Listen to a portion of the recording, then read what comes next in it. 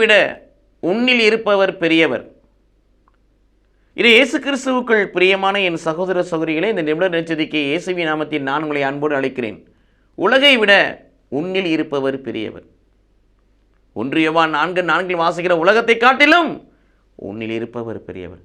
உலகத்தை காட்டிலும், உலகத்தின் பணத்தை காட்டிலும், பலத்தை காட்டிலும், பெருமையை காட்டிலும், துன்பத்தை காட்டிலும், துயரத்தை காட்டிலும், வேதனையை காட்டிலும், அதிகாரத்தை காட்டிலும், பதவியை காட்டிலும் எனக்குள் இருப்பவர் பெரியவர்.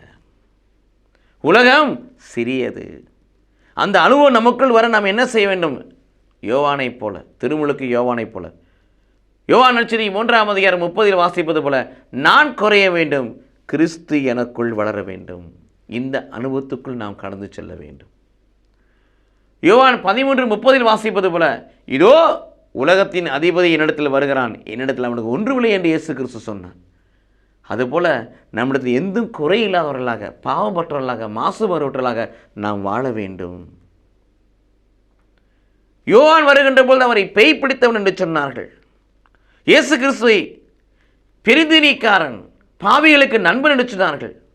யோவானையும் குறை சொன்னார்கள், இயேசுவையும் குறை சொன்னார்கள். இந்த உலகம் எல்லாரையும் குறை சொல்லும். ஆம் பிரியமானவர்களே, கடவுளை குறித்து, கடவுளுடைய வார்த்தை கொடுத்து, கடவுளுடைய பணியை நாம் செய்கின்ற பொழுது நமக்கு பலவிதமான விமர்சனங்கள், குறைகள் வரும். அவற்றையெல்லாம் குறித்து கவலைப்படாதபடி ஆண்டவர் பணியை செய்து முடிப்பதே என்னுடைய கடமை என்று சொல்லி ஆண்டவர் பணியை நாம் உத்தமத்தோடு உண்மையோடு செய்து அவருக்கு உகந்தவர்களாய் வாழ்வோம். அப்படிப்பட்ட வாழ்வு வாழுகின்ற பொழுது நமக்குள்ளே அவர் பெரியவராய் இருப்பார். உலகம் சிறியதாய் மாறும். அப்பொழுது உலகம் நம் காலுக்கு கீழே இருக்கும், ஒன்றும் அடிமைப்படுத்தாது. கடவுளுக்கு நாம் அடிமையாக இருந்து அவர் மகிமையை நாம் சுமந்து கொள்ள முடியும். கடவுளும் நம்மை ஆஸ்வதிப்பார். கடவுள் அப்படிப்பட்ட ஆசீர்வாதங்களை நாம் கொடுக்க இத்தகைய வழியில் நாம் பயணிப்போம். கடவுள் நம்மை ஆசீர்வதிப்பாராக. ஆமீன்.